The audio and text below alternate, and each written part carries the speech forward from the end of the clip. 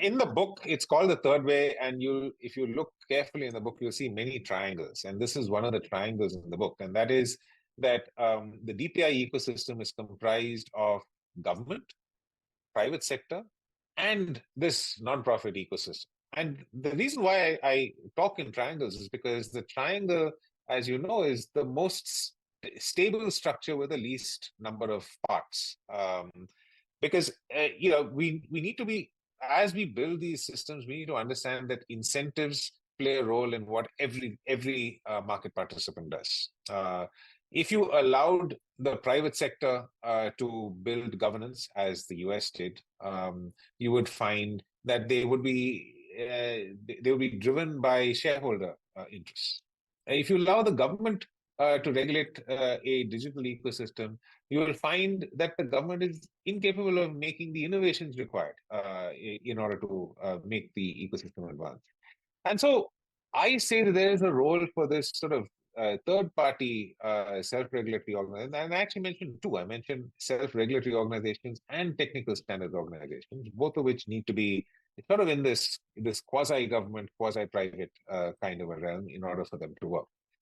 So why do we need self-regulatory organizations? We will always have regulators. We're coming up with a new regulator now, or a sort of a board in the data sphere once the digital personal data protection law comes into effect. But there is a limit to what a regulator can do.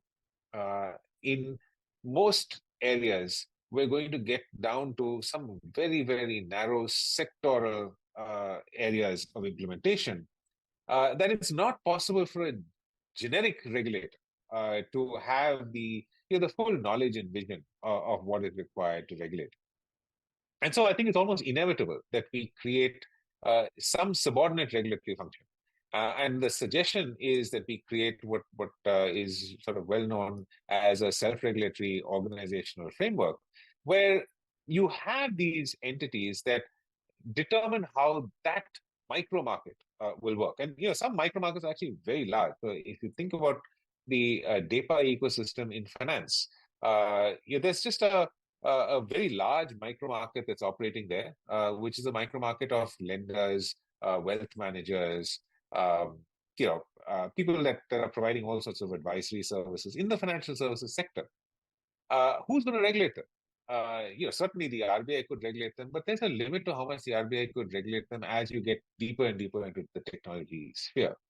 And so that is where I think we need to think of some sort of a subordinate regulatory layer, and that's what I call the SROs. And I think the SROs are going to be very important to the success of these ecosystems. SROs would need to not be profit-oriented entities, because if they're profit-oriented entities, then they will build regulatory frameworks that align with profit incentives. So they have to be non-profit.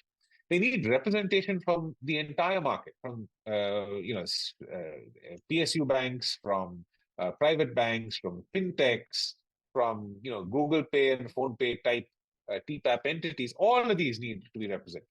And once all of them are properly represented, we will have a solid governance, because the voice of every element in the ecosystem will be represented at the board. Now, these are difficult organizations to set up. And in order to set it up, you need to have this sort of a self-regulatory organizational framework to sort of start thinking about it. So that's the reason for the SROs.